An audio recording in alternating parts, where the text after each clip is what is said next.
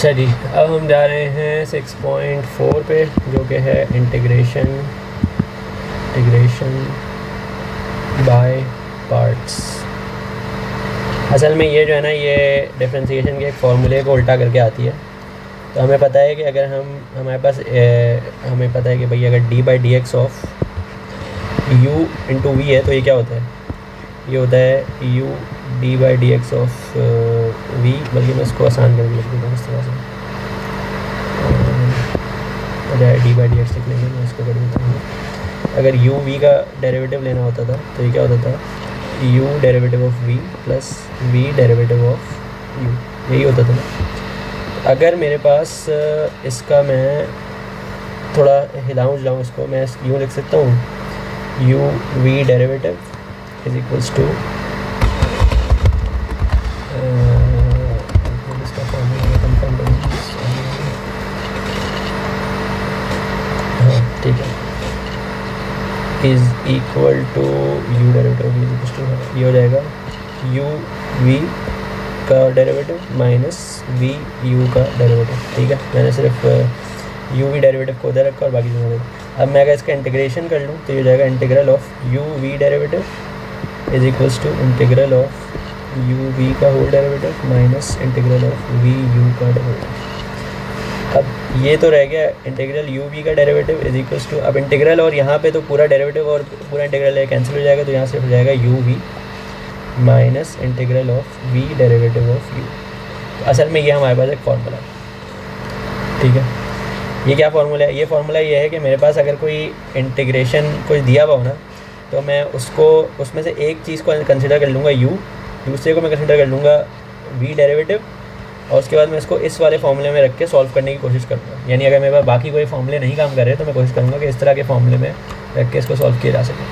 ठीक है, अब इसकी हम कुछ मिसालें देख लेते हैं तो फिर शायद बात ज़्यादा वाज़ेह समझ आएगी। मिसाल के तौर पे तुम्हारे पास एक सवाल इन्होंने दिया है, मैं एग्जाम्पल करवा रहा हूँ। एग्जाम्पल 1 पेज 168 सवाल दिया है आपको कि भाई इंटीग्रेट करें आप x sin x dx। अब हमने जो आपको अब तक जो पढ़ा है ना उसके हिसाब से इंटीग्रेट नहीं हो सकता। ठीक है, लेकिन अब हम देखते हैं कि क्या मैं कुछ ऐसा कर सकता हूँ कि अगर यहाँ पे सिर्फ sin x होता तो सवाल हो जाता है ना। अब देखो, इनमें से मैं एक चीज़ को मुझे u करना है और एक चीज़ को मुझे v डैश लेना है। ठीक है, अब देखो जिस चीज़ को मैं u लूँगा, मसलन अगर मैं इसको u लूँगा तो फॉर्मूले में मुझे क्या क्या चाहिए होगा, मुझे u चाहिए होगा और u का डेरिवेटिव चाहिए होगा। मुझे पता है कि x का डेरिवेटिव क्या होता है, 1 होता है, तो यहाँ पे जो चीज़ बनेगी ना वो सिंपल हो जाएगी।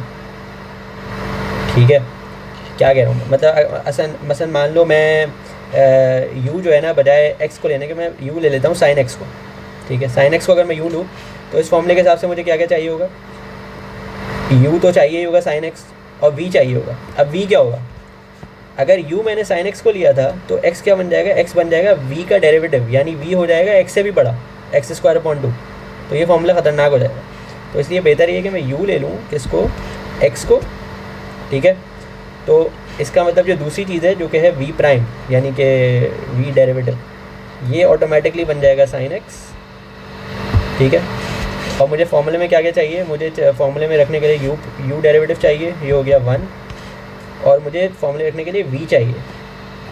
अब v डेरिवेटिव तो मुझे पता है sin x है, तो v क्या होगा, v होगा माइनस कॉस एक्स, यही होगा ना v, माइनस कॉस एक्स, क्योंकि साइन का इंटीग्रल क्या होता है, माइनस कॉस एक्स। तो मैं अब इसको अगर फॉर्मूले में रख दूँ तो फॉर्मूला कहता है integral of you v prime is equals to u v minus integral v u prime. तो बड़ा आसान है।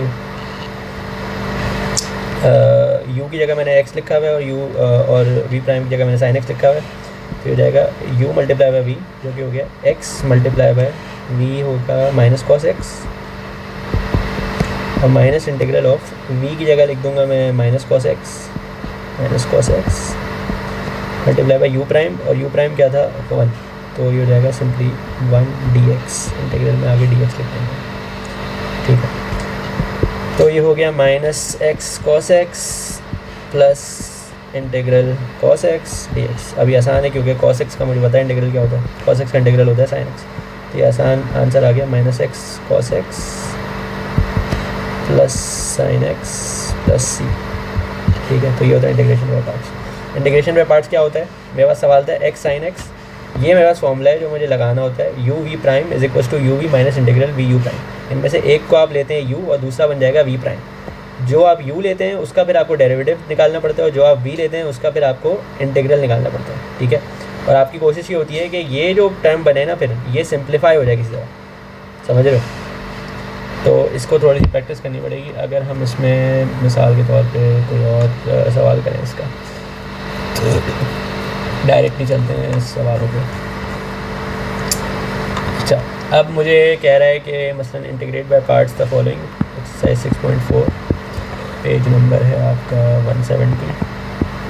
मैं आता हूँ क्वेश्चन नंबर कौन सा बनाऊँ, क्वेश्चन 1 का पार्ट 1 देखते हैं, कुछ मुश्किल लग रहा है। Integral of x square E की power x D x. Formula मैं दोबारा लिख लेता हूँ। फार्मूला हमने क्या लिखा हुआ है यहाँ पे, ये फार्मूला लिखा रहा हूँ,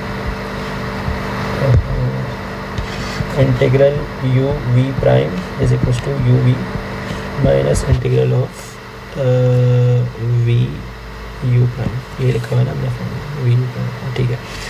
अब देखो पहली बात तो ये कि मैं इसको डायरेक्ट सॉल्व नहीं कर सकता, ऐसा मेरे पास कोई भी फॉर्मूला नहीं है जिससे डायरेक्ट सॉल्व हो सके। तो अब मैं क्या करूँ, अगर मैं एक्स स्क्वायर को u ले लूँ तो u प्राइम जो है वो सिंप्लीफाई हो जाएगा क्योंकि होएगा 2x जो कि एक्स स्क्वायर से ज़्यादा आसान है। लेकिन अगर मैं e की पावर x को u लूँगा ना तो कोई फ़ायदा नहीं है क्योंकि इसका डेरिवेटिव इंटीग्रल कुछ चेंज नहीं होगा, तो सवाल में फ़र्क पड़ेगा ही नहीं। तो मैं u ले लेता हूँ एक्स स्क्वायर को और फिर ऑटोमेटिकली अगली चीज़ क्या थी, v प्राइम। तो v प्राइम क्या बन जाएगा, e की पावर x। तो u के अलावा मुझे u प्राइम चाहिए होता है, ये हो जाएगा 2x और v जो है ये क्या हो जाएगा, v प्राइम का इंटीग्रल क्या होगा, ex का इंटीग्रल क्या होता है, ये ex ही होता है।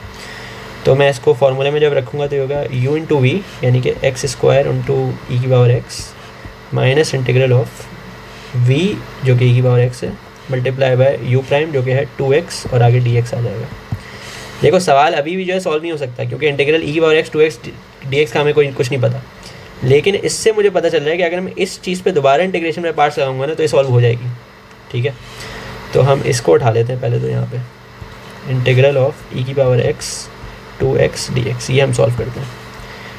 अब जैसे मैंने यहाँ पे x u लिया था एक्स स्क्वायर, तो यहाँ मैं u ले लूँगा किसको, x को। 2 तो फारिग, सही बात है, 2 को तो हम इंटीग्रल के बाहर भेज देंगे। तो u प्राइम क्या हो जाएगा 1, v प्राइम इसका मतलब है e की पावर x, तो v क्या हो जाएगा e की पावर x। तो फार्मूले में रख देंगे, फार्मूला क्या है u into v minus integral v into u prime.